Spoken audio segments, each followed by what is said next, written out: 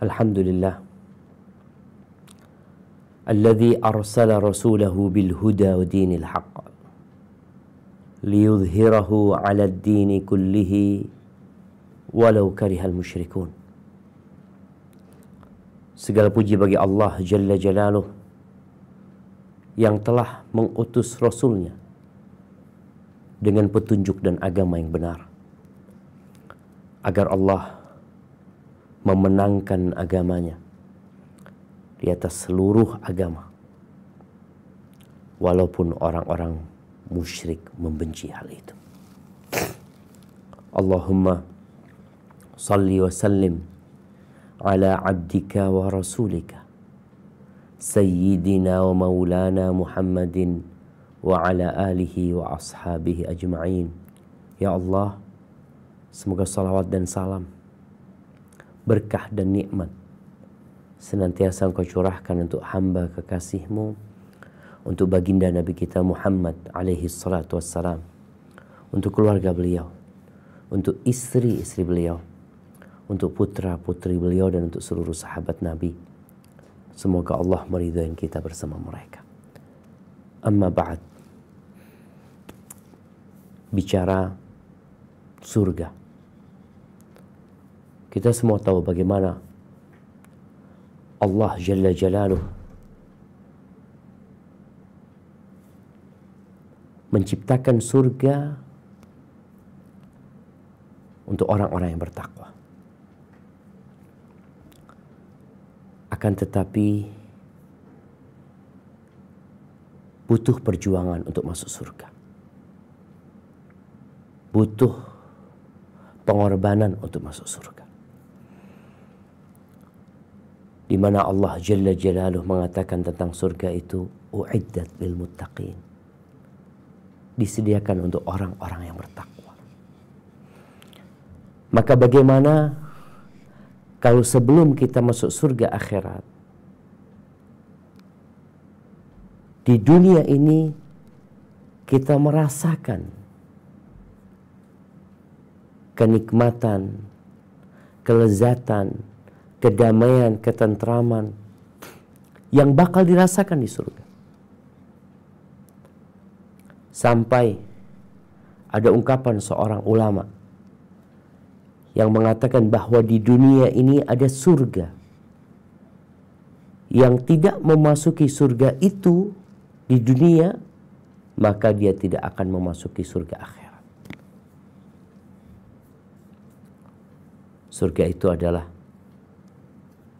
ma'rifatullah, mahabbatullah, mengenal Allah Azza wa Jal, mencintai Allah Jalla Jalaluh, karena dialah pemilik hati kita.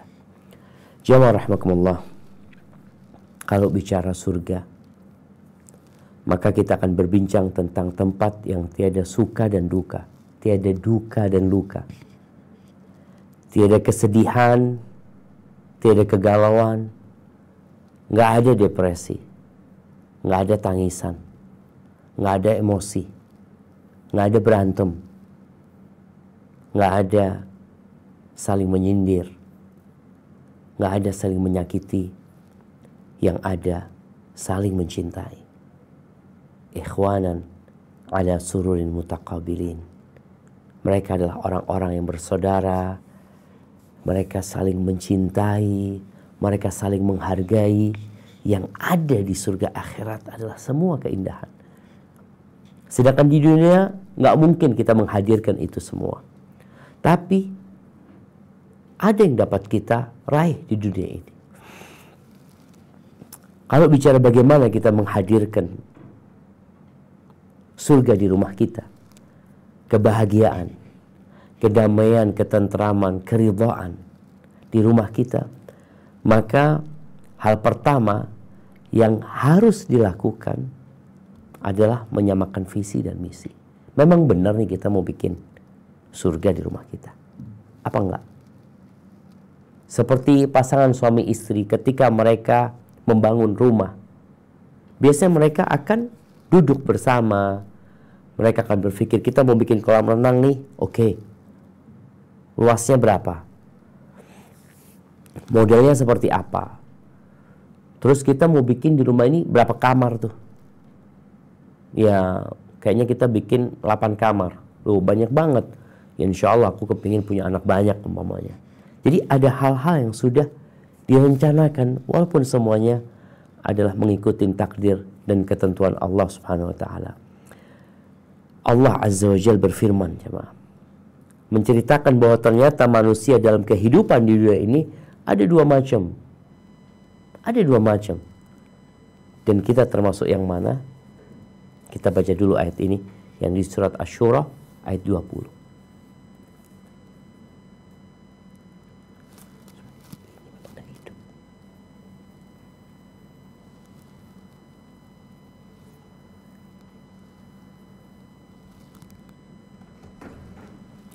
Ini memang tidak hidup.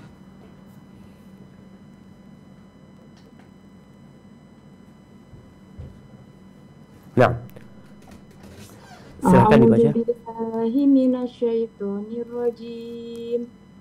Man kana yuridu harthal akhirati nazid lahu fi harthihi wa man kana yuridu harthad dunya.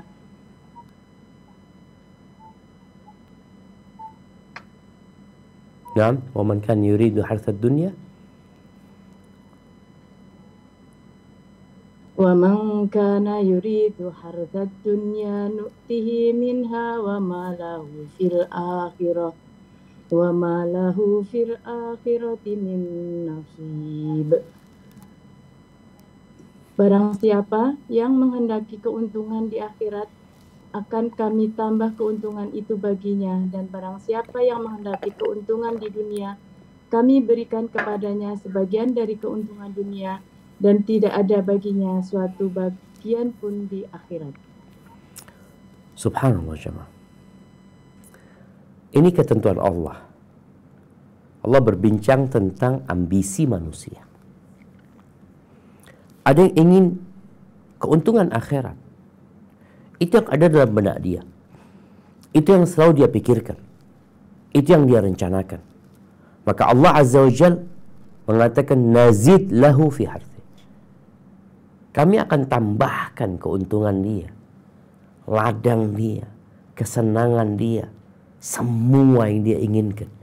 Karena memang kalau bicara akhirat, bicara surga, fiha ma tashtahihil anfus.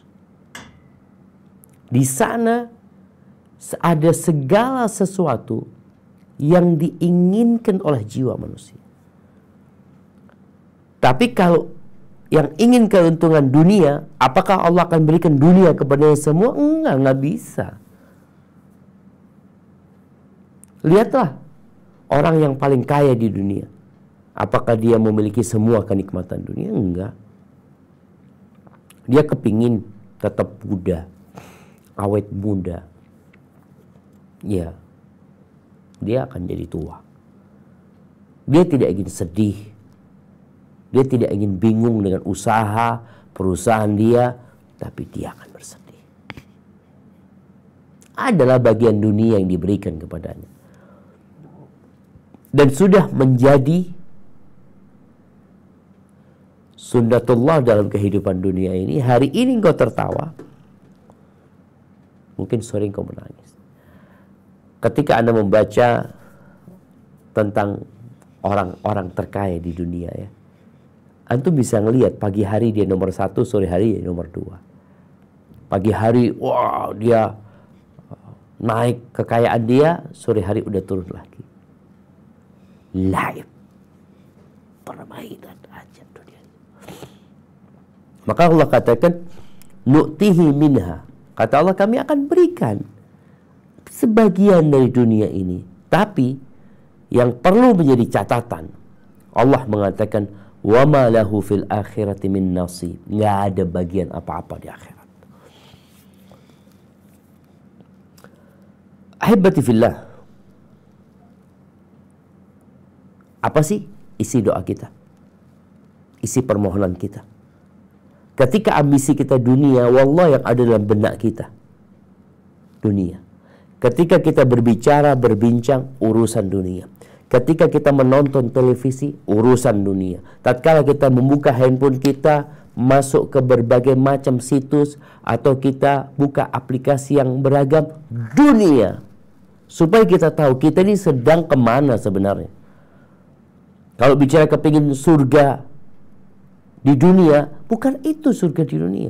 Ada orang yang berpikir bahwa saya dengan kaya, dengan populer, dengan tahta, dengan wanita, dia menjadi berbahagia, bergembira, tidak ada kesedihan buat dia. Bohong. Nggak ada. Alhamdulillah.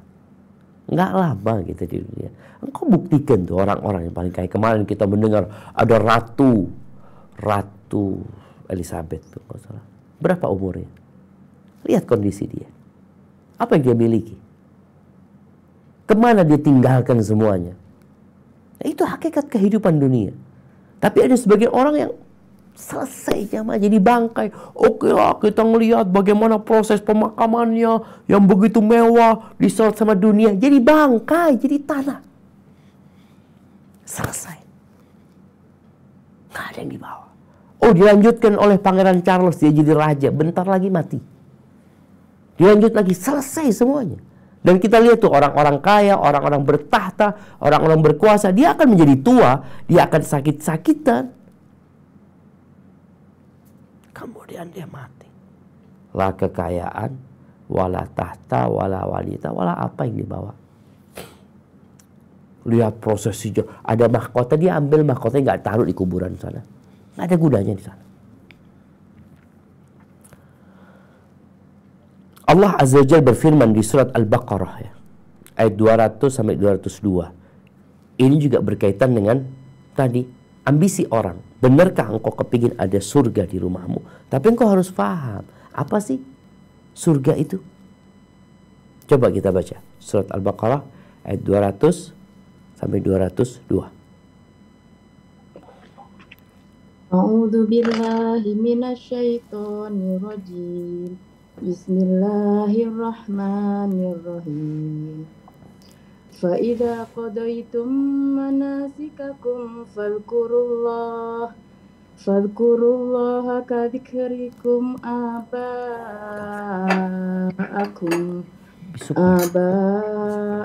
aw ashadda dzikra. Faminan nasi may yaqulu rabbana atina fid dunya wa ma lahu fil akhirati min khalaq. Wa minhum may yaqulu rabbana atina fid dunya hasanatan wa fil akhirati hasanah wa qina adzabannar. Ulaika lahum nasibum mimma kasabu wallahu sari'ul hisab. Apabila kamu telah menyelesaikan ibadah haji, maka berzikirlah kepada Allah sebagaimana kamu menyebut-nyebut nenek moyang kamu. Bahkan berzikirlah lebih dari itu. Maka di antara manusia ada yang berdoa, ya Tuhan kami, berilah kami kebaikan di dunia dan di akhirat. Dia tidak memperoleh bagian apapun. Dan di antara mereka ada yang berdoa, ya Tuhan kami, berilah kami kebaikan di dunia dan kebaikan di akhirat. Dan lindungilah kami dari azab neraka. Mereka itulah yang memperoleh bagian dari apa yang telah mereka kerjakan, dan Allah maha cepat perhitungannya. Masya Allah. Tuh kita lihat, ini orang pulang haji, ibadah, apa yang dipinta? Rabbana atina fid dunya. Urusan dunia yang dia sebut, yang dia pinta, yang dia mohon. Berambisi banget dunia, sampai isi doanya dunia doang. Ya bagaimana akan berbicara ada surga di rumahnya? Boleh jadi yang ada di rumahnya adalah bencana, neraka dia. Karena orang yang berambisi dunia ini seperti orang yang minum air laut. nggak akan pernah puas. Yang ada berantem, yang ada gundah. Maka yang Allah katakan, wa malahu fil akhirati min khalaq. Akhirat nggak dapat apa-apa dia. Tapi ternyata ada yang doanya itu Rabbana atina fid dunya hasanah. Benar dia minta kebaikan dunia. Tapi bukan itu ambisi dia. Kenapa dia minta dunia? Ya karena sekarang aku hidup di dunia. Wa fil akhirati hasanah. Itu yang jadi ambisi dia. Akhirat kebaikan. Dan dalam benak dia, sebelum masuk surga, itu harus melewati neraka. Semuanya. Ada sirat yang dipasang di atas neraka jahanam, di mana orang-orang tidak ada satupun yang masuk surga kecuali harus melewati neraka. Makanya doanya mereka, waqina adzabannar, selamatkan kami dari api neraka. Karena ada yang masuk surga tapi harus mendekam dahulu di neraka. Na'udzubillahi minan nar. Jamaah rahimakumullah. Sehingga tadi kembali kepada awal, kalau memang benar ingin ada surga di rumahnya, ya visi dan misinya harus disamakan. Poin penting, benar nih. Kita kepingin rumah kita ada surga, atau surga rumah kita menjadi surga kita, apa enggak? Di surat An-Nahl ayat 97, Allah Jalla Jalaluh menyebutkan dengan pasti apa yang akan dirasakan dan didapatkan orang beriman dan beramal soleh. Tadi kita nggak lagi bicara harta, kita nggak lagi bicara rumah yang mewah. Belum tentu engkau punya rumah mewah kemudian rumahmu jadi surga buat engkau. Mungkin orang datang ke sana ngelihat, oh engkau bahagia banget ya, rumahmu besar, ada kolam renangnya, ada ini itu. Ya, orang itu ngomong. Dia hanya melihat luarnya, tapi dia nggak tahu dengan isi hatimu bagaimana kondisinya. Itu yang terkadang jamaah orang-orang lupa. Apa kata Allah di surat An-Nahl ayat 97?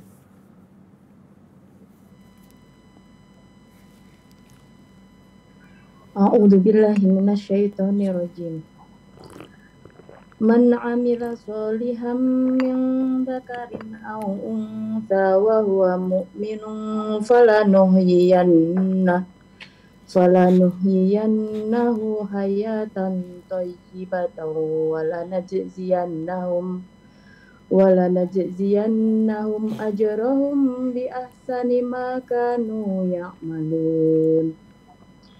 Barang siapa yang mengerjakan amal soleh, baik laki-laki maupun perempuan dalam keadaan beriman, maka sesungguhnya akan kami berikan kepadanya kehidupan yang baik, dan sesungguhnya akan kami beri alasan kepada mereka dengan pahala yang lebih baik dari apa yang telah mereka kerjakan. Allahu Akbar jemaah. Ini nggak bicara harta yang berlimpah, mobil yang mewah, rumah yang luas dan megah, enggak. Tapi kata Allah, man amila salihan. Ingat ya, yang punya bumi ini Allah. Yang punya diri kita tuh Allah. Segala keindahan yang kita lihat milik Allah Subhanahu wa taala. Gunung yang menjulang tinggi. Langit tanpa ada satupun tiang yang menyanggahnya. Lautan yang luas. Ikan-ikan yang indah itu milik Allah Azza wa Jalla. Dan Allah membuat sebuah keputusan.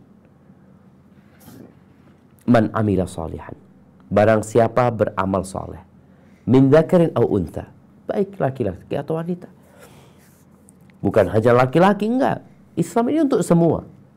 Siapa saja yang beramal soleh, baik itu laki-laki atau wanita, wa huwa mu'min. Dalam kondisi dia beriman. Karena kita terkadang, oh itu ada orang-orang non-muslim beramal soleh, baik, berbuat kebajikan, yang menolong orang lain, sosial banget orangnya, hartanya diinfakkan, bahkan dia bikin yayasan untuk membantu orang-orang yang tidak punya rumah, untuk membantu orang-orang yang berkebutuhan khusus, segala macam kebaikan dia lakukan. Tapi kalau tidak ada iman, selesai. Karena syaratnya huwa mu'min. Syaratnya harus beriman. Apa yang akan didapatkan? Falanuhyiyannahu hayatan thayyibah. Kami benar-benar akan memberikan penghidupan kepada dia, hayatan thayyibah. Kehidupan yang baik. Ini yang kita bicarakan tadi. Ada surga di rumahku. Ada kehidupan yang baik. Ada kebahagiaan. Ada ketentraman. Ada kedamaian. Ada itu. Dari mana kau dapatkan? Dikasih Allah Azza wa Jalla. Bukan engkau yang menghadirkan, tapi Allah yang memberikan. Camkan hal ini. Bukan kita yang menghadirkan, tapi Allah yang memberikan. Sehingga kita harus mintanya sama Allah. Loh, caranya gimana? Oh, dia kasih aturan tuh. Kau kepingin kau kehidupan yang baik tadi. Man amila salihan min dzakarin aw untha. Kami benar-benar akan memberikan kehidupan yang baik. Di rumah tangganya, di tempat kerjanya, di masyarakatnya, di alam kuburnya, dia akan dapat kehidupan yang baik. Dan kelak di akhirat Allah akan berikan balasan yang lebih baik dari apa yang dikerjakan. Allah tuh kalau bicara memberikan balasan, maka bahasanya bukan bicara keadilan, tapi bicara kemuliaan. Tapi kalau bicara penegakan hukum, maka itu keadilan. Makanya kita lihat nih, ada orang beramal 1, Allah kasih 10. Ada orang punya dosa 10, ya dicatat 10. Dosanya 10, ya 10 dicatat. Maka yang sudah berumah tangga, hendaklah duduk bersama istrinya untuk memikirkan mau dibawa kemana rumah tangga ini. Yang belum menikah, maka visi dan misimu itu akan menetapkan siapa pasangan hidup yang kau cari. Tapi yang sudah menikah, ya mau tidak mau perlu musyawarah lagi. Kadangkala suami yang perlu dikasih nasihat, kadangkala istri yang perlu diingatkan bahwasanya kita ini mau kemana sebenarnya. Dan subhanallah ya, Rasulullah SAW pernah beliau mendudukkan istri-istri setelah sebelumnya beliau memboikot istri-istri, pisah ranjang sama semua istri. Kenapa? Ya tadi, untuk mendapatkan surga di rumahku, ya harus ada yang dilurusin. Tuntutan dari istri atau kezaliman dari suami, kejahatan yang dilakukan oleh suami, ya gimana mau ada surga? Suami nggak sholat, gimana bicara ada surga di rumah? Istri nggak nurut, gimana mau ada surga di rumah? Ahibati fillah,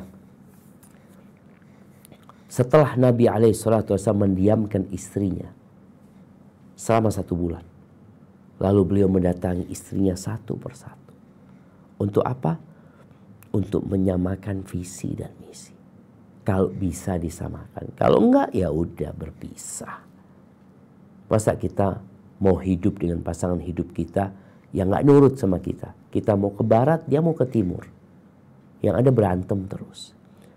Allah sebutkan di surat Al-Ahzab ayat 28 sampai 29. Nah, silakan dibaca. A'udzubillahi minasyaitonirrajim. Ya ayyuhan nabiyyu qul li azwajika in kuntunna turinal hayatat dunya wa zinataha wa ta'alayna umatti'kunna wa usarrihkunna saraha wa usarrihkunna sarahan jamila Wa in kuntunna turidna Allah wa rasulahu wad daral akhirata fa inna Allah a'adda lil muhsinati minkunna ajran 'azima. Ya nisa'an nabi. 28 29 ya. Nah, artinya, hai Nabi, katakanlah kepada istri-istrimu, jika kamu sekalian mengingini kehidupan dunia dan perhiasannya, maka marilah supaya kuberikan kepadamu mutah dan aku ceraikan mut'ah kamu. Ya, itu mut'ah ya. Mut'ah, dan aku ceraikan kamu dengan cara yang baik. Dan jika kamu sekalian menghendaki keridhaan Allah dan Rasul-Nya, serta kesenangan di negeri akhirat, maka sesungguhnya Allah menyediakan bagi siapa yang berbuat baik di antaramu pahala yang besar. Bayangin jamaah, satu persatu beliau mendatangi istrinya, menyampaikan kepada Aisyah, memberikan pilihan. Apa pilihannya? Bersama atau berpisah? Mungkin orang berpikir, ya ahsan bersama. Tapi kalau engkau ingin bersama, ada syaratnya. Maka Nabi membacakan ayat ini. In kuntunna turidnal hayatad dunya. Kalau yang menjadi ambisi kalian adalah kehidupan dunia, kesenangan dunia, kenyamanan dunia, wazinataha, perhiasan dunia, fata'alaina, ya udah, kemari engkau. Apa yang akan Nabi lakukan? Aku akan kasih mut'ah kepada kalian. Mau dikasih pesangon, mau dikasih harta. Setelah itu, selamat tinggal. Aku akan ceraikan kalian dengan perceraian yang baik. Selesai sudah, nggak bisa dilanjutkan. Kalau ambisinya dunia, ya udah, kebahagiaan akan hilang. Ketentraman akan pergi. Kedamaian akan menguap. Yang ada kecemasan, ketakutan, keributan, kegalauan. Dan perhatikan ya. Makanya kadang-kadang kita melihat ada orangnya udah kayak raya, masih korupsi gitu loh. Mau dibawa kemana sih? Itu ambisi. Ada orang yang korupsi, nyimpen uang 250 miliar, mati dia. Mau dikemanakan itu duit? Mau dibuat apa? Tadi itu jadi bencana buat dia. Makanya Nabi SAW mengatakan, kalau ambisi kalian dunia, kesenangan dunia, kemewahan dunia, ya udah, kemari kalian, aku kasih harta dunia ini, setelah itu selamat tinggal. Ya udah, kita bisa baik-baik. Itu jemaah. Tapi kalau keinginan kalian adalah Allah dan Rasulnya, dan kesenangan akhirat bukan kesenangan dunia, kesenangan akhirat yang dicari, jadi dia bekerja, berusaha untuk apa? Untuk akhirat. Maka sesungguhnya Allah Jalla Jalaluh menyediakan pahala yang besar. Besar. Buat orang-orang yang berbuat baik di antara kalian. Besar pahala. Kehidupan dunia yang dibandingkan akhirat. Ini yang teman-teman yang mungkin suka ke pantai. Engkau celupkan tanganmu. Lalu engkau lihat ada beberapa banyak air yang nempel di jarimu. Kemudian engkau pandang itu lautan. Itu dunia. Dan lautan itu adalah akhirat. Setelah kita menyamakan visi dan misi, mulai itu kedamaian akan hadir. Karena sama-sama mau ke akhirat, sama-sama mau ada surga di rumahnya. Yang bagaimana surga ini bukan hanya di rumah, nanti pindah ke surga akhirat. Setelah itu ada hal-hal yang perlu dihadirkan dalam rumah. Orang kan biasanya kalau kepingin rumahnya dingin, dia beli AC. AC-nya disesuaikan. Kalau ukuran ruangannya mau 5x5, nggak cukup lah setengah PK. Nggak cukup. Berarti ya butuh 1 PK mungkin. Atau 1 PK setengah.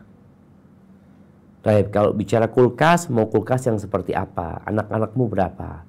Anak-anak ada 8 umpamanya. Oh, berarti kita butuh lemari es yang besar.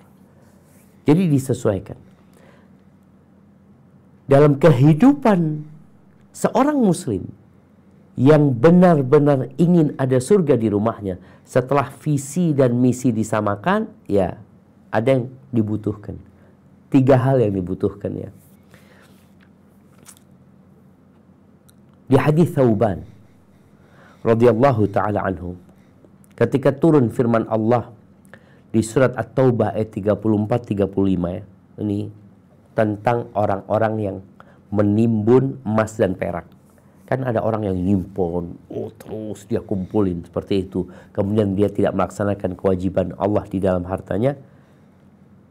Itu akan dapat azab yang sangat pedih sekali. Di mana emas dan perak itu akan menjadi setrika-setrika, menjadi lempengan-lempengan yang akan menyetrika wajah mereka, perut mereka, punggung mereka ya. Ini balasan buat kalian, dan ini yang kalian simpan selama ini. Ketika turun ayat itu, sebagian sahabat Nabi mengatakan kepada Nabi SAW, ini dalam satu perjalanan ya. Mereka mengatakan, unzila fi dhahabi wal fiddati ma unzil. Telah turun ayat yang menjelaskan tentang urusan emas dan perak, urusan harta dunia ini. Lau alimna ayyu malin khairun fanattakhidah. Kalau kami tahu harta apa yang paling baik, kami akan simpan gitu loh. Kami akan cari. Jangan sampai kita mencari sesuatu, kita bawa sesuatu ke rumah kita, jadi bencana. Ya kita nggak ingin kan. Maka para sahabat benar-benar mereka takut setelah turunnya ayat yang berkaitan dengan emas dan perak itu. Lalu apa kata Nabi SAW? Menjelaskan tentang harta yang paling mulia, yang paling baik, yang seharusnya setiap orang itu bawa nih. Dia seharusnya memiliki. Atau paling tidak dia berupaya untuk memilikinya. Dia bekerja untuk meraihnya. Afdaluhu. Apa kata Nabi SAW yang paling afdal? Lisanun dzakir.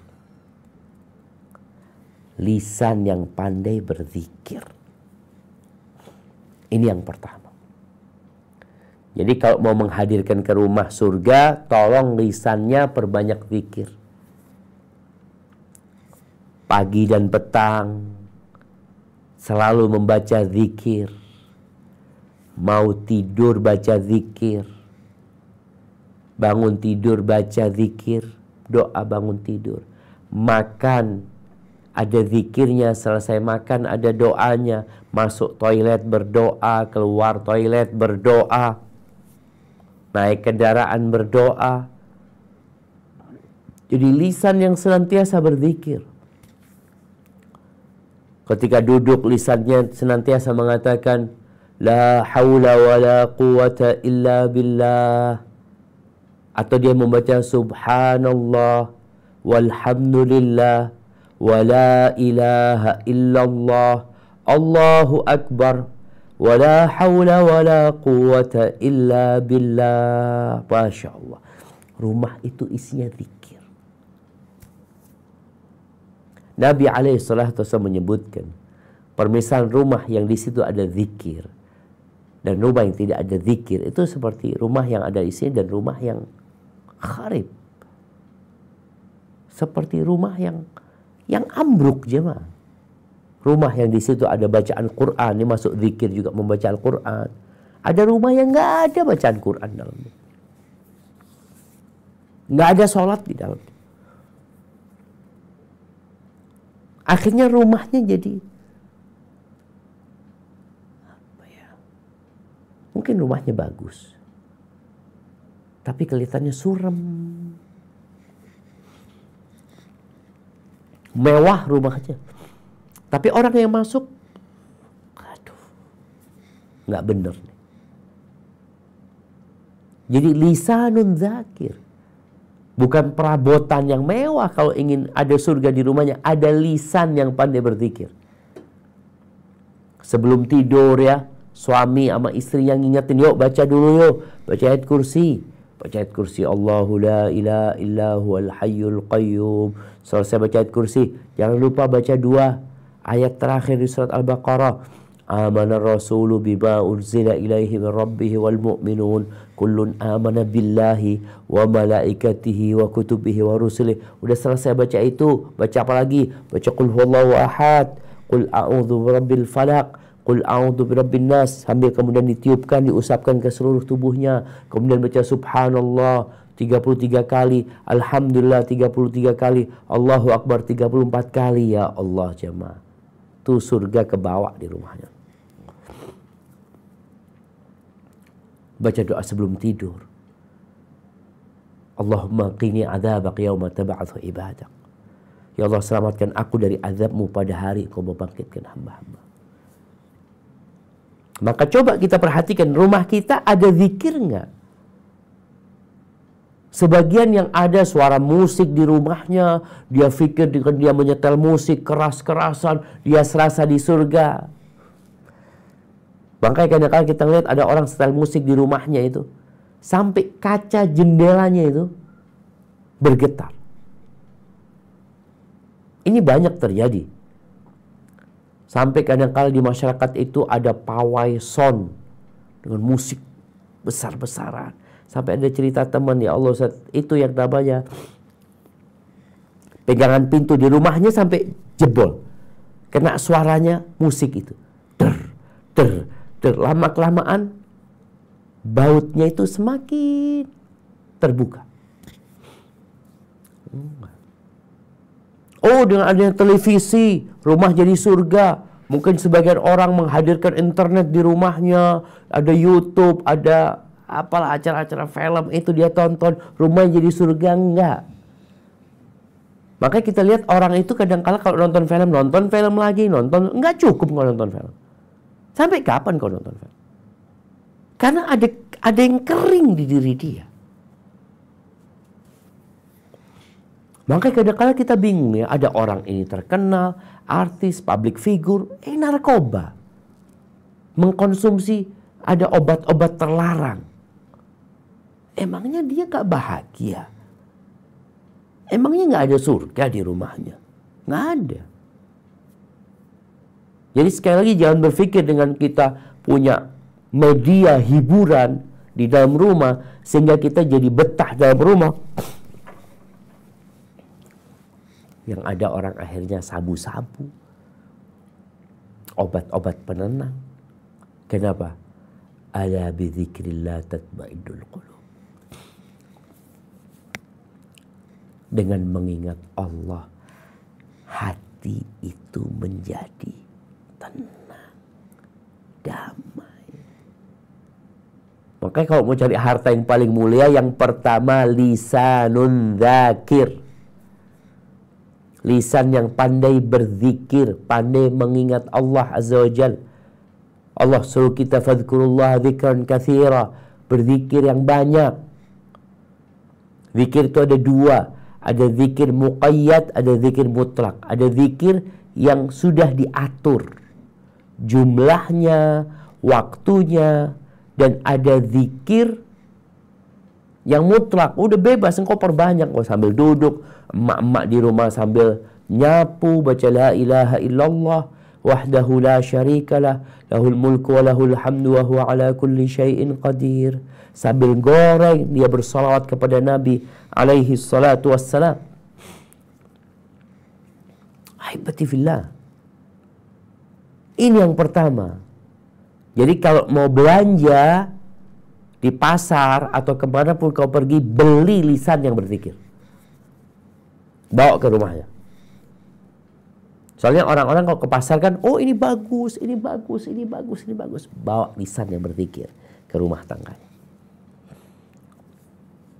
Baik. Yang kedua, setelah punya lisan yang berzikir, kalau marah keluarnya barakallahu fik, Allah yahdik. Kan ada orang-orang kalau marah yang keluar tetap zikir, bukan makian. Ada orang yang kalau marah, na'udzubillah, yang keluar dari lisannya itu yang ada di toilet, yang ada di kebun binatang.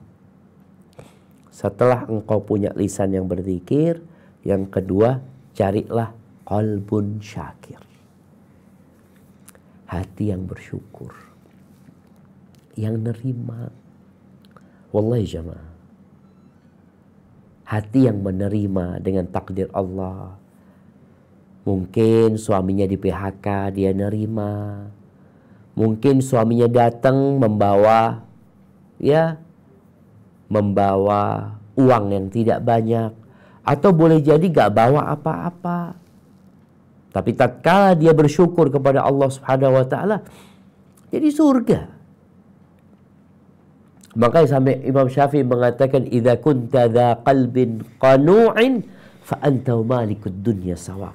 Kalau engkau memiliki hati yang qanaah, yang nerima, yang bersyukur, engkau dengan raja yang memiliki dunia ini sama. Hati. Dan kalau kita lihat, tempat kebahagiaan itu, wadah ketentraman dan kedamaian itu hati, bukan wajah. Kalau tempat kebahagiaan itu wajah, kesian orang-orang yang tidak tampan.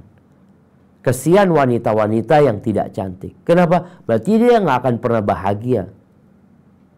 Kenapa? Ya dia memang lahir kayak gitu. Kalau wadah kebahagiaan itu adalah mobil, bagaimana ada orang yang sampai mati nggak pernah punya mobil? Kita lihat. Bukan di sana, tapi ternyata di hati. Engkau tinggal bagaimana memanage hatimu untuk bersyukur atas apa yang Allah berikan.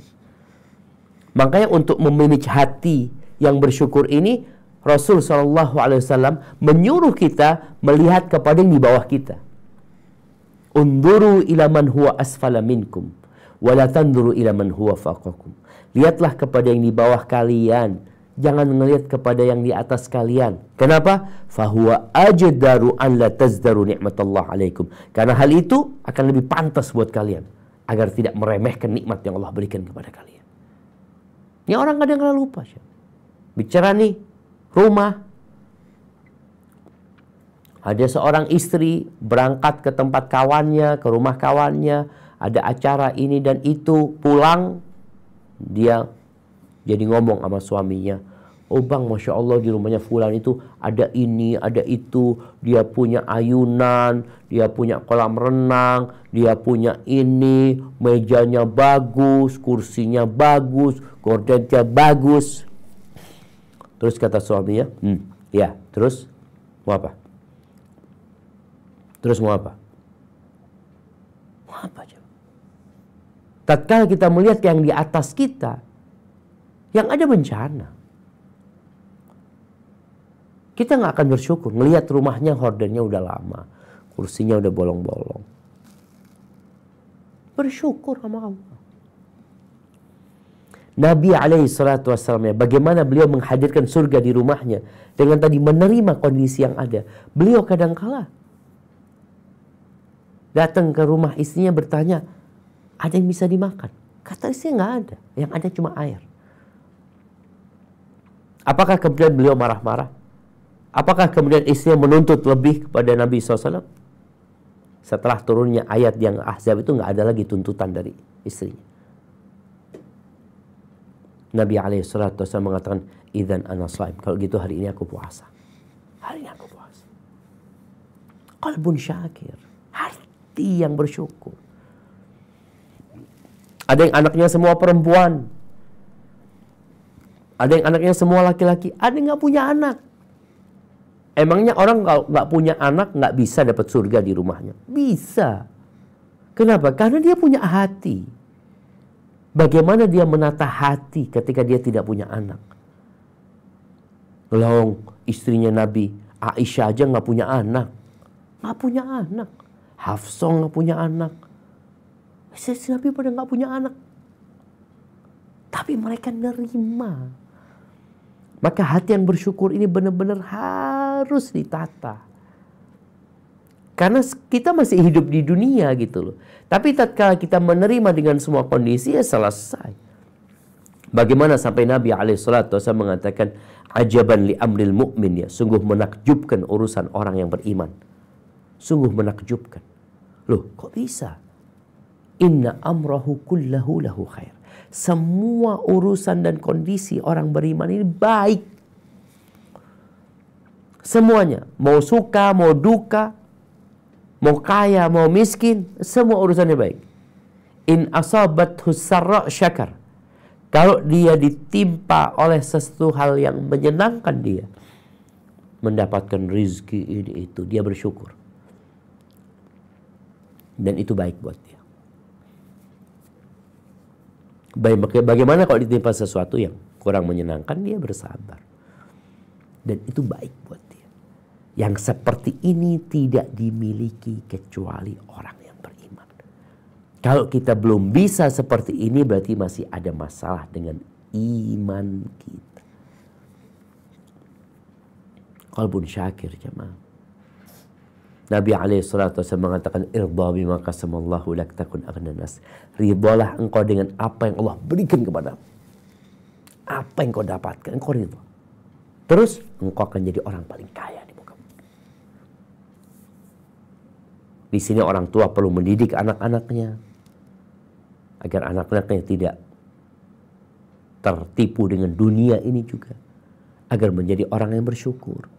Caranya apa? Tadi disuruh melihat orang-orang yang lebih susah. Diajak ke tempat-tempat orang yang hidupnya penuh dengan petaka. Insya Allah dia akan menjadi orang bersyukur. Kemudian yang ketiga yang perlu dihadirkan di rumah, yang ingin rumahnya ada surga. Kata Nabi SAW, wa zawjatun mu'minatun tu'inuhu ala imanihi. Pasangan hidup yang beriman, yang membantu pasangannya dalam keimanannya. Bukan yang membantu mencari uang. Dalam riwayat lain, tu'inuhu ala amril akhirah. Pasangan hidup, kalau dia seorang suami, berarti istri yang membantu suaminya dalam urusan akhirat. Karena kita lihat sebagian orang untuk menghadirkan surga di rumahnya, istrinya bekerja juga. Terus cari duit, suami juga bekerja. Kenapa? Ya dalam rangka bangun rumah, Ustaz. Kita saling membantu, saling tolong menolong supaya kita punya rumah, kita punya mobil. Tapi ternyata kalau ingin dapat surga di rumahnya, carilah istri, carilah pasangan hidup yang membantu dia urusan akhirat, bukan urusan dunia. Kenapa? Urusan dunia ini orang semangat, nggak disuruh cari. Merantau. Kalau bicara urusan dunia, kita lihat sebagian perempuan itu harus merantau ke luar negeri. Dia pikir dengan dia merantau ke luar negeri, dia bisa hadirkan surga di rumahnya. Dia tinggalkan keluarganya. Ini bantu urusan dunia. Padahal bukan itu surga dunia. Bukan. Ahibati fillah, setelah di rumah kita ada lisan yang berzikir, ada hati yang bersyukur, ada pasangan yang senantiasa membantu kita dalam urusan akhirat, mengingatkan kita tatkala kita lupa, membangunkan untuk sholat malam, mengingatkan untuk puasa sunnah, ngaji bersama umpamanya. Ada satu hal lagi yang perlu diperhatikan. Apa? Bagaimanapun yang namanya manusia, itu dia adalah pelaku kesalahan. Kata Nabi SAW, kullu bani Adam khata. Semua anak Adam itu suka berbuat salah. Kullu bani Adam. Kullu, semuanya. Wa khairul khatta'in at-tawwabun. Sebaik-baiknya orang yang berbuat salah itu yang bertobat, yang kembali kepada Allah Subhanahu wa taala. Maka sekarang Kita harus paham bahwa pasangan hidup kita ini bukan manusia yang sempurna. Dia akan berbuat salah. Dia akan melakukan kesalahan. Terus bagaimana sikap kita? Kita kan kepingin nggak ada dosa di rumah kita. Nggak ada kesalahan di rumah kita. Iya, itu keinginan kita. Maka sebaik-baiknya orang berbuat salah adalah orang yang bertobat. Nasihat ana, sebagaimana itu nasihat Nabi SAW. Lihatlah kepada kelebihan pasanganmu, bukan melihat kepada kekurangannya. Kesalahan diperbaiki, yang bengkok dilurusin, tapi dia tetap akan berbuat salah. Maka hendaklah kita melihat kepada kelebihannya. Kata Nabi SAW, la yafraq mu'minun mu'minah in kariha minha khuluqan radhiya minha akhar. Nggak boleh orang mukmin itu membenci istrinya yang beriman. Kalau ada perilakunya yang tidak dia sukai, bukankah ada yang lain yang dia sukai? Maka menitik beratkan kepada kelebihan itu akan menghadirkan kedamaian di rumah kita. Karena kita faham, dia memang berbuat salah, wajarlah dia berbuat salah. Aku aja tiap hari berbuat dosa sama Allah. Dan aku minta ampun terus sama Allah SWT. Dan Allah membuka pintu ampunan buat hambanya. Masa dia melakukan kesalahan, aku katakan gak ada maaf buat dia. Oleh karena itu subhanallah jemaah, ketika Rasulullah SAW ditanya, kam na'fu anil khadim, berapa kali kita memaafkan pembantu? Berapa kali? Pembantu ini dulu modelnya ada dua. Ada yang pembantu, ada yang budak. Berapa kali kita memaafkan mereka? Kata Nabi SAW, u'fu anil khadim fi kulli yawmin 70 marrah. Engkau maafkan pembantu setiap hari. Berapa kali? 70 kali. Karena kalau kita nyimpen dendam di hati kita, yang ada kita nggak akan merasakan surga. Karena menyesakkan dada. Tapi kalau kita memaafkan, ya, melihat kepada kelebihan, hal itu insya Allah akan membuat rumah tangga kita jadi damai. Kemudian jamaah rahmakumullah, berdoa. Coba, kita pernah nggak berdoa memohon buat pasangan hidup kita? Memohon buat anak-anak kita. Jangan bicara lagi urusan dunia. Kalau urusan dunia ya kita akan mendoakan dia. Dia mau kerja, dia mau lanjutkan sekolah, dia mau ini itu. Urusan dunia kita berdoa. Tapi urusan akhirat buat mereka kita doa nggak? Maka kita perlu berdoa. Karena doa ini jalan pintas sebenarnya untuk mendapatkan apa yang kita inginkan. Kenapa kok disebut jalan pintas? Allah Jalla Jalaluh mengatakan ud'uni astajib lakum. Kata Allah, berdoalah engkau kepada aku, pasti aku kabulin. Jaminan ini dikabulkan. Pasti dikabulkan. Masya Allah. Terus kita nggak mau berdoa, ya berdoalah. Ud'uni astajib lakum. Di antara doa yang dibaca oleh, dinisbatkan kepada Nabi SAW dan dinisbatkan kepada Nabi Dawud, ya, sebagaimana disebutkan oleh Al-Imam At-Tabrani, Al-Imam At-Tabrani dari Abu Hurairah radhiyallahu taala anhu, bahwa Nabi berdoa, atau sekali lagi ini doa dinisbatkan kepada Nabi Dawud. Apa doanya? Allahumma inni a'udzubika min jaris su. Ya Allah, aku berlindung kepadamu dari tetangga yang buruk. Karena tetangga yang buruk ini akan membuat rumah kita jadi nggak aman. Kita nggak akan damai. Dia setel musik keras-keras, ya. Boleh jadi dia pada nggak sholat orangnya, suka menyakiti orang lain. Kita berlindung kepada Allah. Allahumma inni a'udzubika min jaris su. Makanya terkadang di sebagian tempat itu memilih untuk tidak berinteraksi dengan tetangga. Udah nafsi-nafsi hidup. Ada sebagian perumahan yang besar-besar nggak tahu siapa tetangganya. Maka kita berlindung, memohon kepada Allah Azza wa Jalla perlindungan dari tetangga yang buruk. Karena dia akan mengurangi kebahagiaan kita. Yang kedua, wa min zaujin tushayyibuni qabla al-mashi. dan dari istri yang membuatku beruban sebelum waktunya. Jadi ada orang yang umurnya masih muda, kadang-kala baru 35 tahun tapi udah banyak ubannya. Ada apa sebenarnya? Boleh jadi dia tidak merasakan surga di rumahnya. Dia kalau pulang ke rumahnya ditanya-tanya sama istrinya seperti pegawai pajak ya kadang-kala. Disidang sama istrinya. Masya Allah, makan, disediakan makan, ditinggal sama istrinya. Makanya ada seorang yang ketika dikasih makan sama istrinya, disediain makanan enak terus ditinggal. Dia ngomong, fulana, kata dia. Iya, kata, kenapa? Aku bukan kucing, kata dia. Masa dikasih makan terus ditinggal? Ada istri yang, atau suami juga sebaliknya, yang membuat pasangannya beruban sebelum waktunya.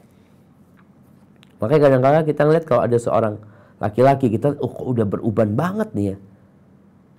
Kita jadi berpikir apa dia nggak mendapatkan surga di rumahnya? Apakah istrinya yang membuat dia beruban sebelum waktunya? Nggak tahu kita. Tapi yang jelas, berlindunglah kepada Allah dari pasangan hidup yang membuatku beruban sebelum waktunya. Artinya beruban ada waktunya gitu. Orang ya pantas lah dia sudah umur segitu mulai banyak ubannya, pantas. Tapi kalau masih ya 30-an banyak ubannya, kayaknya belum ya. Entah anak pantas enggak, anak sudah 45, jadi mulai tumbuh uban anak sudah kelihatan. Sampai abah anak ketika lihat rambut anak ada ubannya, Syafiq katanya habis lewat pohon jambu, kata dia. Karena dulu biasanya kalau orang lihat pohon jambu ada bunganya jambu yang turun ke kepala. Subhanallah ya. Tadi ada orang yang memang waktunya, tapi ada orang yang belum waktunya dia beruban sebenarnya. Yang ketiga, wa min waladin yakunu alayya rabban, dan aku berlindung dari anak yang jadi penguasa atas diriku. Ini orang tua membesarkan anaknya, mendidik anaknya, harapannya anaknya jadi anak soleh, anak yang berbakti, tahu-tahu nguasain orang tuanya, nyuruh-nyuruh orang tuanya. Engkau seharusnya minta tolong sama orang tua, berbakti sama orang tua, ini malah jadi penguasa atas orang tuanya. Beliau berlindung dari yang seperti itu, karena memang tadi nggak akan damai di rumah ya, ketika seorang tua merasa disuruh-suruh terus sama anaknya ini dan itu untuk urusan kerjaan, ibunya disuruh bersih-bersih. Kalau mereka mau bersih-bersih, fadhol. Tapi kita berlindung jangan sampai punya anak yang nguasain orang tuanya. Yang tadi akhirnya dia semena-mena nyuruh orang tuanya. Kemudian yang keempat, wa min malin yakunu alayya adaban, dan aku berlindung dari harta yang jadi azab buatku.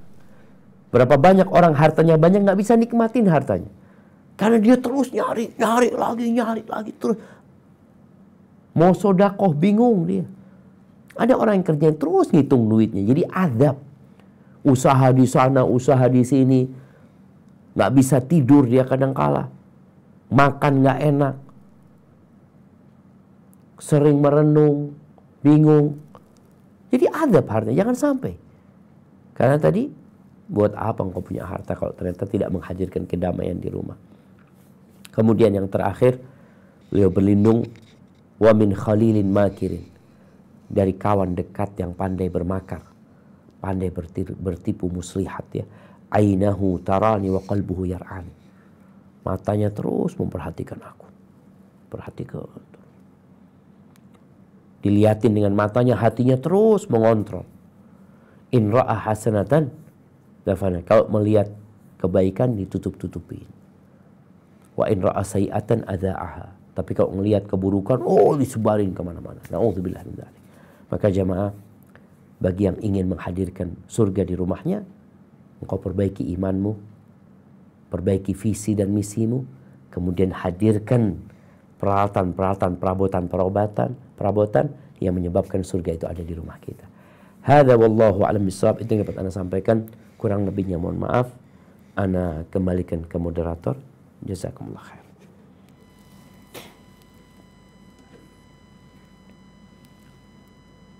Baik, jazakumullah khairan Ustaz, barakallahu fikum. Ummah dan akhwat sekalian, alhamdulillah pemaparan yang sangat luar biasa. Kita bersyukur kepada Allah di pagi hari ini mendapatkan ilmu yang akan kita amalkan menjadi bekal kita untuk menghadap Allah Jalla Jalaluhu. Sedikit untuk sebelum masuk ke pertanyaan ada beberapa ringkasan materi. Yang pertama ada Surga di Rumahku. Beliau Ustaz Syafiq Reza Basalamah Ta'ala menyampaikan bahwa surga itu diperuntukkan bagi orang-orang bertakwa, mengutip firman Allah, uiddatil muttaqin. Beliau juga menyampaikan tadi di dunia ada surga. Siapa yang tidak masuk surga di dunia, tidak mendapatkan surga di dunia, maka dia terancam tidak masuk surga di akhirat. Surga itu adalah ma'rifatullah dan mahabbatullah. Yang berikutnya, ringkasan yang berikutnya, Ummah dan akhwat sekalian, untuk mewujudkan surga di rumah, yang pertama adalah kita memiliki visi dan misi, ya. Di salah satu yang 3 hal, minimal ada 3 hal Ibu sekalian, yaitu lisan yang pandai berzikir, carilah hati yang senantiasa bersyukur. Qaulnya Imam Syafi'i rahimahullah ta'ala, kalau engkau memiliki hati yang qanaah, maka posisi engkau dengan raja adalah sama. Ringkasan berikutnya, pasangan hidup yang senantiasa membantu untuk akhirat. Itu mungkin ringkasan. Baik, kita masuk ke pertanyaan. Sudah banyak ini pertanyaan yang masuk ke live chat kita. Kita baca satu-satu, Ustaz.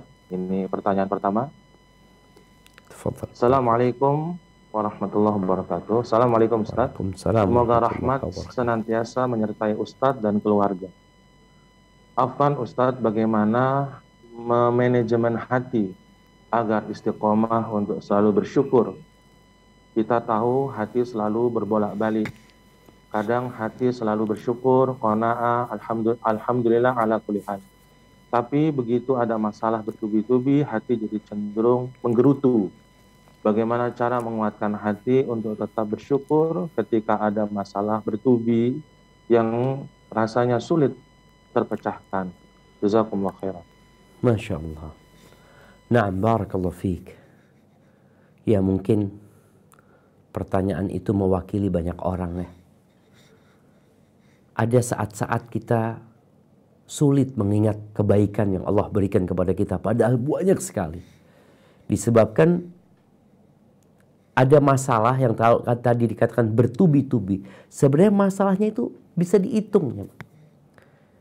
Maka bagi siapa saja yang ingin memiliki hati yang bersyukur, engkau hitung masalahmu. Oh, masalahku satu, ini. Engkau hitung semuanya. Engkau taruh di list. Kemudian setelah itu, mungkin ada 1 lembar. Atau 2 lembar. Atau 10 lembar. Engkau punya masalah, musibah yang engkau hadapi. Lalu engkau hadirkan jutaan lembar untuk menulis nikmat yang Allah berikan. Engkau gak akan bisa menulis nikmat yang Allah berikan. Maka kita itu terkadang lupa dengan nikmat yang Allah berikan dan kita mengingat musibah yang menimpa kita.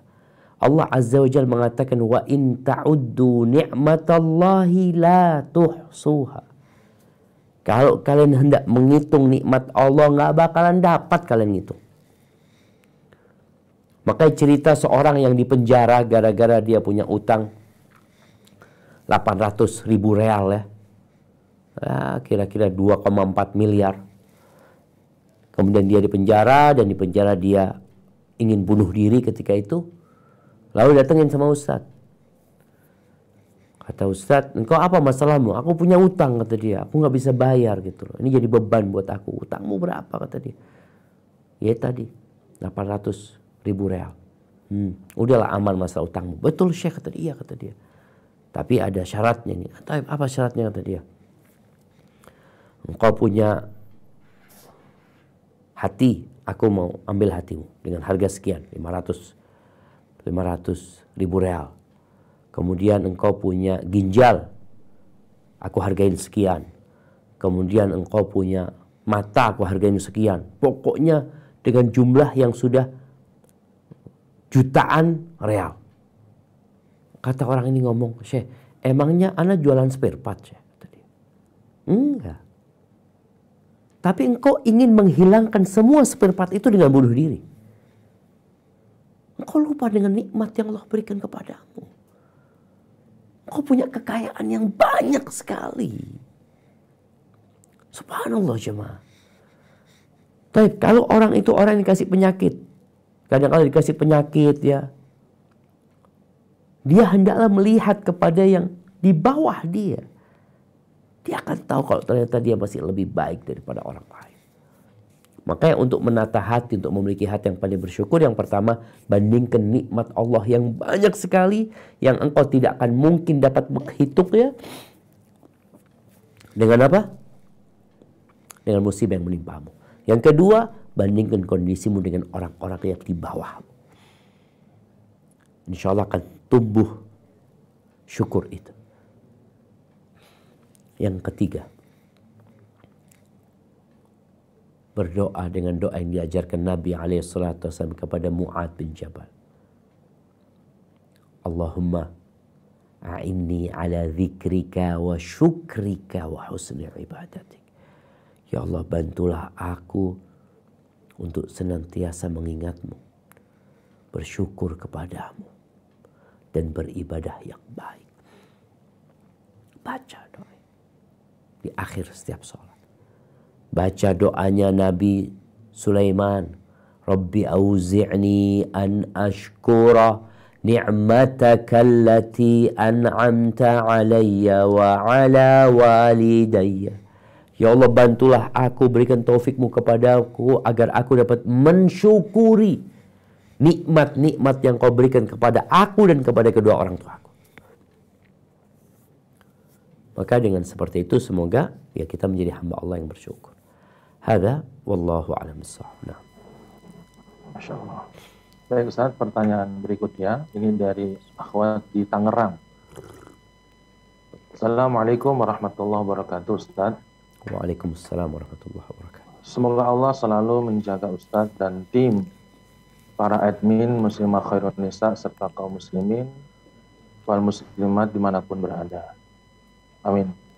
Ustaz, ana izin bertanya, bagaimana cara kita untuk bisa membangun surga di rumah ketika ana dan keluarga ana berbeda prinsip, visi dan misi dalam hal akhirat. Dalam artian ana sudah mengenal sunnah dan keluarga qadarullah belum. Bagaimana cara ana untuk bisa berbakti pada ibu ana dan sabar dalam menghadapi sikap beliau yang terkadang kasar kepada ana. Alhamdulillah kasar tersebut bukan dalam hal fisik. Kemudian bagaimana agar bisa wafat dalam keadaan husnul khatimah? Terima kasih, mohon jawabannya Ustaz. Jazakumullah khair. Masya Allah, barakallah fiik. Nah, ahibati fillah, ana rasa masalah ini terjadi di banyak rumah tangga. Dulu kita tahu kondisi rumahnya Nabi Nuh alaihi salam. Bagaimana istrinya yang tidak sejalan, bagaimana anaknya yang tidak berbakti, sehingga memilih jalan kekufuran. Apa yang dilakukan Nabi Nuh? Bersabar menghadapi mereka. Walaupun tentunya itu akan menyebabkan kesedihan. Bagaimana sedihnya Nabi Nuh alaihissalam ya, ketika banjir itu telah tiba dan kapal itu telah berlayar. Anaknya sedang mendaki gunung. Nabi Nuh mengatakan, ya bunayyar kam ma'ana wa la takun ma'al kafirin. Wahai ananda, engkau naik bersama kami, engkau jangan gabung sama orang-orang kafir. Tapi anaknya tidak peduli. Anaknya tidak peduli. Akhirnya anaknya tenggelam. Sedih Nabi Nuh. Tapi itulah takdir Allah SWT. Kemudian kita tahu juga yang terjadi di rumahnya Nabi Ibrahim. Bagaimana dia punya ayah. Yang kalau bicara beda prinsip, ya ini sangat berbeda sekali. Ayahnya penyembah berhala, pembuat berhala. Sedangkan anaknya adalah penyeru kepada tauhid. Nabi Ibrahim terus berusaha menyampaikan kepada ayahnya. Tapi kadangkala yang terjadi adalah kekasaran dari ayahnya. Sampai ayahnya mengusir putranya Ibrahim alaihi salam. La illam tantahi ya Ibrahim la arjumannak wahjurni maliya. Engkau Ibrahim, kalau engkau nggak berhenti, aku akan rajam engkau. Sebagian ahli tafsir mengatakan aku akan rajam engkau dengan ucapan, bukan dengan fisik tadi. Tapi pada akhirnya ayahnya pun ikut bersama kaumnya membakar Nabi Ibrahim alaihi salam. Jadi kita udah dapat nih pelajaran dari para nabi tentang bagaimana kita menyikapi keluarga, orang tua yang mungkin tidak sejalan. Bagaimana kisahnya Sa'ad bin Abi Waqqas, Sa'ad bin Malik ya. Ketika ibunya mogok makan. Dan dia mengatakan kepada anaknya, aku akan berhenti makan sampai mati. Atau engkau keluar dari agamamu. Sehingga engkau akan dicela oleh manusia. Dikatakan, hadza qatilu ummih. Ini pembunuh ibunya sendiri. Subhanallah jemaah. Ada usaha seperti itu dari orang tua kadangkala. Demi agar anaknya meninggalkan kebenaran yang dia yakini. Sa'ad bin Abi Waqqas bersabar. Jadi yang harus dilakukan anak adalah bersabar. Ketika engkau nggak mampu bersabar ya tadi dengan kata-kata kasar ibu ini, yang engkau baca sejarahnya para nabi. Mereka bersabar dan ini orang tuamu. Dan boleh jadi perbedaannya, ya ada perbedaan yang insya Allah bisa dikasih tahu. Tapi butuh waktu. Sebagian kita terburu-buru. Bagaimana Abu Bakar sabar menghadapi bapaknya. Bapaknya Abu Bakar tuh baru masuk Islam tahun ke-8 Hijriah. Artinya Abu Bakar berhasil mendakwai Utsman bin Affan, berhasil mendakwai Abdurrahman bin Auf, mendakwai Sa'ad bin Abi Waqqas, Talha bin Ubaidillah. Tapi bapaknya sendiri itu nggak mau nerima. 13 tahun di Mekah bapaknya nggak mau nerima. Kemudian setelah hijrah bapaknya nggak mau menerima. Setelah penaklukan kota Mekah baru nerima. Berapa tahun? 8 tambah 13. 21 tahun. Maka kita perlu bersabar menghadapi orang tua kita. Doakan, tunjukkan akhlak yang mulia. Tunjukkan kalau engkau berbakti sama ibumu. Tunjukkan bahwa engkau cinta sama ibumu. Kemudian tatkala hendak mengasih tahu orang tua, kalau memang lisan tidak bisa karena takut nanti keluar omongan yang tidak bagus, engkau tulis sesuatu buat ibumu. Tulis, jelaskan di sana tentang bagaimana cintamu kepada ibumu. Tulis di sana tentang bagaimana terima kasihmu kepada ibu. Terakhir engkau minta maaf kepada ibu atas segala kekurangan dan kesalahanmu. Lalu engkau memohon. Sampaikan kepada ibu, bu aku ini sedang belajar bu ya. Ini dan itu, kalau memang mungkin ada yang salah, ya mudah-mudahan aku bisa dikasih tahu. Tapi aku sedang berusaha menjalankan Islam ini yang wajar-wajar aja gitu loh. Yang ada tambahan-tambahannya, walau ada pengurangan-pengurangannya. Biasa-biasa aja. Sampaikan seperti itu. Adapun kalau pertanyaannya bagaimana supaya kita husnul khatimah, ya teruslah melakukan ketaatan. Jangan menunda-nunda. Jangan menunda-nunda. Jangan pilih-pilih. Tapi lanjutkan engkau berada di jalan Allah SWT. Dan usahakan engkau punya amalan-amalan tersembunyi. Yang tidak ada orang yang tahu. Yang itu menunjukkan bahwa engkau benar-benar beribadah kepada Allah. Bukan karena ada manusia yang melihat. Dan ini insya Allah akan menjaga manusia untuk mendapatkan husnul khatimah. Hadza wallahu a'lam bishawab. Insyaallah. Pertanyaan berikutnya Ustaz. Assalamualaikum warahmatullahi wabarakatuh. Waalaikumsalam. Rumah kami keluar komplek adalah jalan yang seberang rumah bukan komplek. Ketika ada hajatan, akses jalan warga, jalan komplek ditutup total tanpa ada omongan, hanya bisa jalan kaki, sedangkan pekerjaan suami mobilisasi tinggi, terutama bila ada gangguan listrik. Qadarullah kerja di PLN. Saya ingin pindah, tapi suami bilang Allah tidak akan memberi kenikmatan tanpa ada ujian. Bisa jadi tempat tinggal sekarang saat ini adalah seperti tiket terusan. Kita mohon doa kepada Allah. Apakah begitu konsepnya Ustadz? Mohon nasihatnya. Masya Allah, barakallah fiik. Iya, ahibati fillah. Ya ini hal yang juga memprihatinkan ya. Kadang-kala masyarakat membuat acara yang mengganggu orang lain. Padahal bisa dilakukan di tempat lain. Tanpa harus menutup jalan ya. Katanya kita harus toleransi. Jalan itu hak bersama. Hak yang harus dihargain. Walaupun umpamanya 10 orang setuju, 1 orang nggak setuju, ya tetap dia punya hak yang sama dengan 10 orang. Bukan kemudian yang 1 orang diabaikan, enggak kan yang banyak setuju, enggak, ini hak bersama. Tapi terkadang sebagian kita tidak mempedulikan itu. Tapi itulah yang terjadi. Apa sikap kita? Kalau tadi dikatakan sang istri ingin pindah ya. Yang pertama ketahuilah, memilih tetangga yang baik itu seharusnya menjadi prioritas. Al-jaru qabla ad-dar, tetangga dulu sebelum rumahnya. Tapi kalau ternyata kita baru tahu gitu loh, kalau sering nutup jalan ini itu dan kita merasa terganggu dengan acara-acara tersebut, ya solusinya banyak. Kalau bicara pindah, ya boleh saja pindah. Nggak dilarang kalau mereka mau pindah, mau cari tempat yang lebih nyaman ya, untuk beribadah yang juga tidak terganggu dalam urusan dunia, itu nggak ada masalah. Tapi kalau ternyata suami tadi memilih untuk bertahan, maka engkau sebagai istri taat dan patuh sama suamimu. Tinggal bagaimana menata hati. Yang kedua, bagaimana kita menjadikan hal itu momentum untuk berdakwah. Artinya kadang-kadang kan orang memang, ya aku hidup di lingkungan yang belum kenal sunnah ya. Ya sudah, bagaimana kau mengenalkan sunnah kepada mereka. Bagaimana keberadaanmu di situ menjadi percontohan buat orang-orang di situ.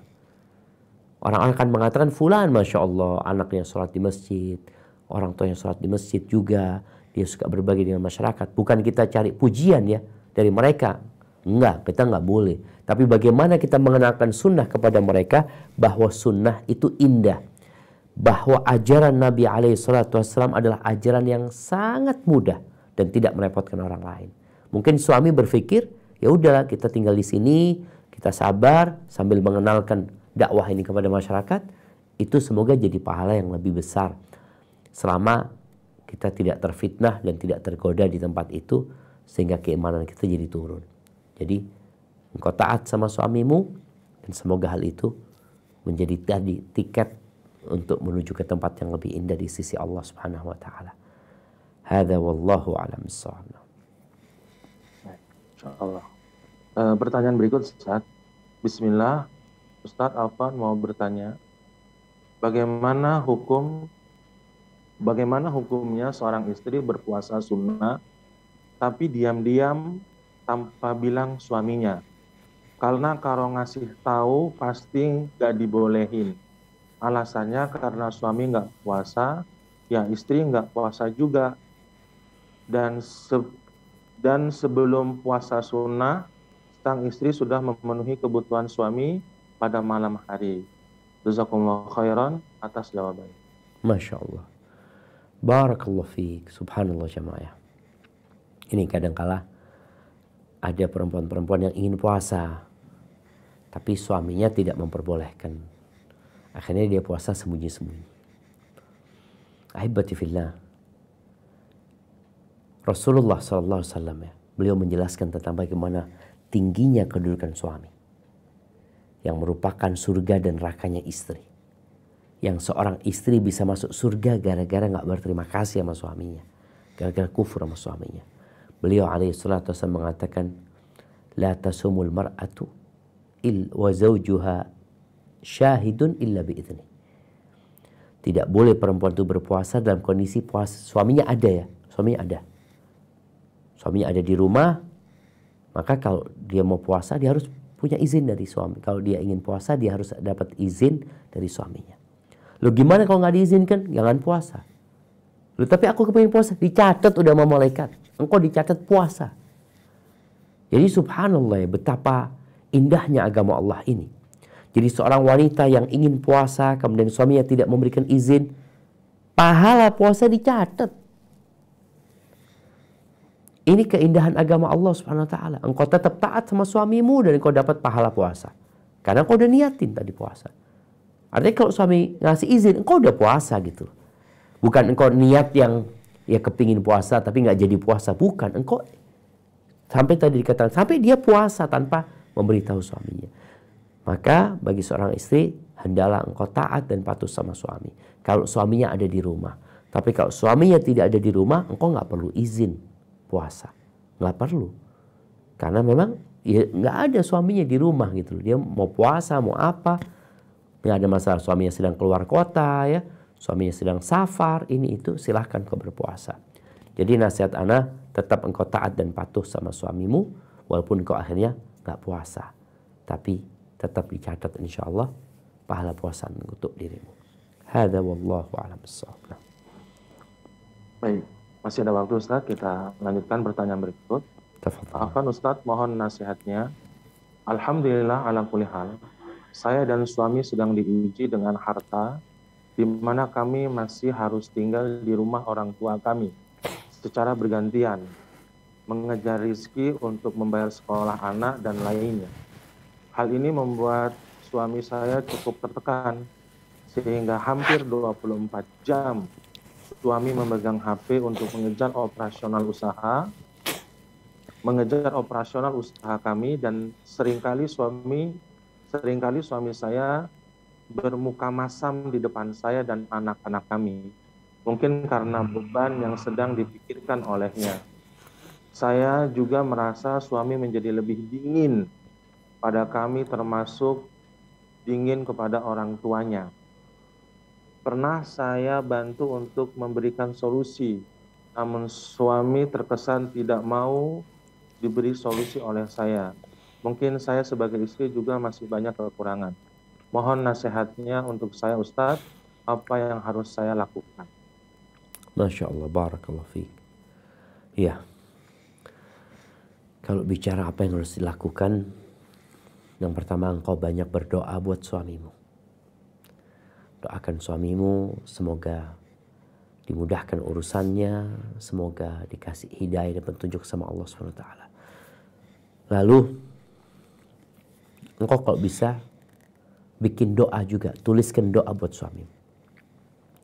Doa yang diajarkan Nabi SAW, yang sering beliau baca bersama, yang sering beliau bacakan untuk para sahabatnya ketika beliau bermajlis dengan para sahabatnya. Doa itu cukup panjang ya, nanti bisa dicari doa itu. Allah maqsim lana min khasyatika. Ya Allah, bagikan untuk kami rasa takut kepadamu, yang itu menghalangi kami dan berbuat maksiat kepadamu. Kemudian nanti ada doa, wala taj'alid dunya akbara hammina wala mablagha ilmina. Jangan jadikan dunia itu sebagai ambisi terbesar kami, sebagai puncak dari ilmu kami. Kemudian juga ada doa, ada bacaan dalam doa tersebut meminta kepada Allah Subhanahu wa taala. Nah, Allahumma matti'na bi asma'ina wa absarina wa quwwatina ma ahyaitana waj'alhu al-waritha minna waj'al tha'rana 'ala man zalamana wansurna 'ala man 'adana wa la taj'al musibatana fi dinina. Jangan jadikan musibah kami menimpa agama kami. Jadi ketika seorang ambisinya dunia, kalau dikatakan iya dia punya masalah ini dan itu, tapi kalau ambisinya dia akhirat, dia tenang menghadapinya. Tapi kalau ambisinya dunia, tadi sampai 24 jam pegang handphone ya. Dan sang istri mungkin udah berusaha untuk ngasih nasihat, ngasih solusi, tapi suami mungkin nggak mau. Ya udah, engkau sudah berusaha ya. Engkau perbanyak istighfar, karena pintu rezeki itu bukan hanya bekerja, bukan hanya berupaya. Karena rezeki itu ada dua. Ada rezeki yang kita cari, ada rezeki yang mencari kita. Boleh jadi dengan kita beristighfar, kita mohon ampun sama Allah, kita bertawakal kepada Allah, rezeki itu datang. Jadi ada rezeki yang mencari, ada rezeki yang dicari. Mungkin itu yang bisa engkau lakukan buat suamimu. Kemudian engkau berikan pelayanan yang lebih buat suamimu, untuk menghibur dia. Jangan sampai engkau tambah jadi beban lagi buat dia. Urusan anak-anak, urusan mana engkau benar-benar persiapkan, sehingga ketika suami datang ya, suami itu merasakan kenyamanan di rumah. Engkau tidak tanya yang macam-macam. Ada pertanyaan-pertanyaan yang membuat dia marah, emosi, jangan engkau tanyakan. Tapi mungkin engkau tanyakan apa yang bisa engkau lakukan untuk dirinya. Tanyakan apa yang bisa aku lakukan, kepingin apa, ini itu. Berikan pelayanan yang maksimal yang bisa engkau lakukan buat dia. Dan tadi, carilah rezeki dengan jalan-jalan yang lain. Selain jalan usaha, bertawakal, beristighfar, bertakwa, bersedekah, silaturahim, ada banyak pintu-pintu rezeki. Hadza wallahu a'lam bissawab. Berikutnya Ustaz. Assalamualaikum. Bagaimana cara menyikapi seorang suami yang cuma mencari kesenangan sendiri tanpa melibatkan keluarga? Tiap hari kerja sampai malam, tiap di rumah sibuk dengan HP. Saat weekend sibuk dengan hobinya nongkrong dengan teman-teman. Sering pergi-pergi sendiri dengan teman komunitasnya. Tidak pernah mengajak keluarga. Syukran. Masya Allah, barakallahu fiikum. Ya, karena yang bertanya istrinya, kalau yang bertanya suaminya, anak akan kasih nasihat suaminya. Tapi karena yang bertanya istrinya, maka nasihat anak buat sang istri, bagaimana engkau membuat suamimu jadi betah di rumah. Ini para wanita yang punya tipikal suami seperti tadi yang disebutkan, biasanya memang dia tidak merasakan kenyamanan di rumahnya. Apalagi dengan kondisi istri mungkin yang nuntut ini itu, ahsan dia keluar rumah, ketemu sama sahib-sahibnya, dia lebih merasakan nyaman itu. Maka kau perlu tahu, kira-kira apa yang membuat suamiku nyaman di rumah. Yang pertama tentunya, doa ini harus ada dalam setiap masalah kita. Kita minta bimbingan Allah Subhanahu wa taala. Doakan suami agar dia mendapatkan hidayah ya. Karena ada suami-suami yang memang kurang bertanggung jawab tadi. Kalau dikatakan dia hanya peduli sama dirinya sendiri. Maka minta sama Allah Subhanahu wa taala buat dia. Kemudian kalau bicara apa yang perlu dilakukan, engkau lihat, apalagi kalau engkau sudah bertahun-tahun hidup sama suamimu, apa sih yang disukai suami? Oh, suami sukanya ini, suami sukanya makan ini, oh suami sukanya main ini dan itu. Engkau hadirlah di sana. Suami sukanya rumah itu kalau bersih ya, anak-anak juga senang dengan kehadiran bapaknya. Bagaimana ketika bapaknya datang, anak-anak suruh sambut bapaknya, peluk bapaknya, kemudian ketika mereka berangkat sekolah. Jadi benar-benar sang bapak ini tahu di rumahnya ada kehidupan. Dan dengan perlahan-lahan, insya Allah tadi kebiasaan-kebiasaan dia keluar rumah, ketika tergantikan dengan yang dalam rumah, insya Allah dia akan mengurangi keluar rumah. Mengurangi kesenangan dia. Kalau ternyata ada kesenangan dia yang lebih besar yang ada di rumahnya. Jadi mungkin seperti itu. Sekali lagi, karena masalahnya ini yang bertanya adalah istri, maka nasihat anak seperti itu. Dan engkau bersabar, lihatlah kepada kelebihan suami. Anak-anak jangan sampai engkau bikin dia benci sama orang tuanya. Karena itu akan membuat suami semakin gak betah di rumah. Tapi bagaimana engkau membuat anak-anak bangga sama bapaknya, menunggu kehadiran bapaknya, engkau kasih hal-hal yang mengejutkan buat bapaknya, yang membuat dia semakin senang di dalam rumah. Barakallahu fiik. Kayaknya kita ke pertanyaan terakhir. Nah, tafadhol. Terakhir Ustaz. Nah. Assalamualaikum Ustaz, suami saya sedang selingkuh dengan teman kantornya. Tapi masih pulang setiap hari, tapi sikapnya semakin dingin dengan saya, bahkan mulai cuek dan berusaha menghindar dari saya. Saya harus bersikap bagaimana Ustaz? Saya harus lakukan apa agar suami saya kembali kepada saya dan anak-anak seperti dulu? Allahu Akbar, jamaah. Berat pertanyaan ini, jamaah.